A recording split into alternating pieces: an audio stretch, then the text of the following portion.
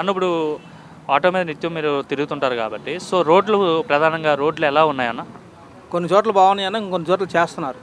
పని చేస్తున్నారు. పని చేస్తున్నారు. గతంలో ఎట్లా ఉండేవన్న రోడ్లు? బాగోలేదు, అస్సలు బాగోలేదు. రోడ్లు బాగోలేకపోవడం వల్ల ఎటువంటి ఇబ్బందులు ఫేస్ చేసేవారన్నా మీరు? కస్టమర్స్కి ప్రాబ్లం, ప్లస్ మా బండ్లు రిపేర్ వచ్చాయి. దానికి తోడు మనకి టైం సేవ్ అయ్యేది కాదు మెయిన్. ఇక ఆ రోడ్లకి వెళ్ళటం అనవసరంగా వెళ్ళేవాళ్ళం కాదు. అసలు గత గవర్నమెంట్లో అసలు పట్టించుకోలేదా రోడ్లు? అసలు రోడ్లు అనేవి అసలు లేవు, ఇక దాని గురించి మాట్లాడాల్సిన అవసరం లేదు. ఈ గవర్నమెంట్ వచ్చిన తర్వాత ఇప్పుడు వచ్చి 6 నెలలే కదా అయ్యింది స్టార్ట్ చేసేది. అంటే సంక్రాంతి లోపు గుంతలన్నీ పూర్తి చేయాలని చెప్పి చంద్రబాబు గారు ఆదేశాలు ఇచ్చారు.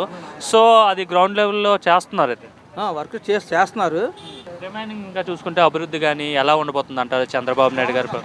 బాగుంటుందనే, ఎందుకంటే అమరావతి క్యాపిటల్ ఇక్కడికి వచ్చింది అనుకో ఆటోమేటిక్గా డెవలప్ అయితే ఆ ప్రభావం మనకు అందరమే పడుద్ది కాబట్టి అన్ని రంగాల వాళ్ళకి ఉపయోగపడుద్ది.